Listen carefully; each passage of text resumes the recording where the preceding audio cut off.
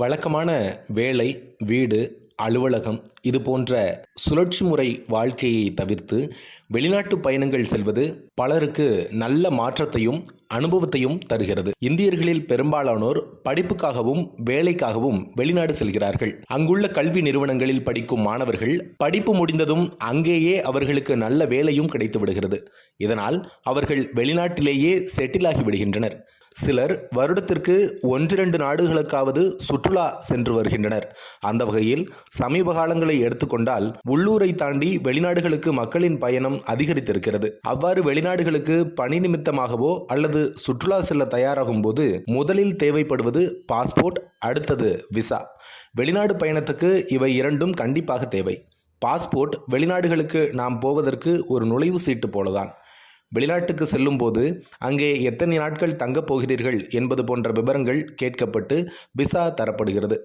Visa பெற நாம் பாஸ்போர்ட்டை வெளிநாட்டு தூதரக அலுவலகத்தில் தந்து கிட்டத்தட்ட 28 நாட்கள் காத்திருக்க வேண்டும். இது பயணிகளிடையே ஒரு விதமான சலிப்பை ஏற்படுத்தி விடுகிறது. இதனால் பல பேர் வெளிநாட்டுக்கு செல்வது குறைந்து விடுகிறது. குறிப்பாக வெளிநாடுகளுக்கு சுற்றுலா மூலம் கிடைத்து வந்த வருமானம் குறைந்து போனது. இதை கருத்தில் கொண்ட சில நாடுகள் விசா இல்லாமல் சுற்றுலா பயணிகளை அனுமதிக்கிறது. விசா இன்றி இந்திய மக்கள் எந்தெந்த நாடுகளுக்கெல்லாம் செல்லலாம்?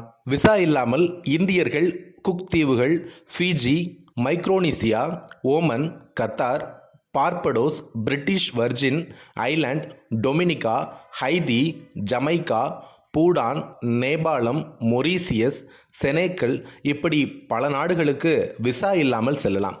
இலங்கை, மலேசியா, தாய்லாந்து போன்ற நாடுகள் 30 நாட்கள் வரை விசா இல்லாமல் சுற்றுலா பயணிகள் தங்க அனுமதிக்கின்றன. இந்த நாடுகளுக்கெல்லாம் செல்ல குறைந்த செலவே ஆகும் என்பதால் நீங்களும் இந்த கோடை காலத்தை பயனுள்ளதாக மாற்றி பல நாடுகளுக்கு சுற்றுலா சென்று வரலாம்.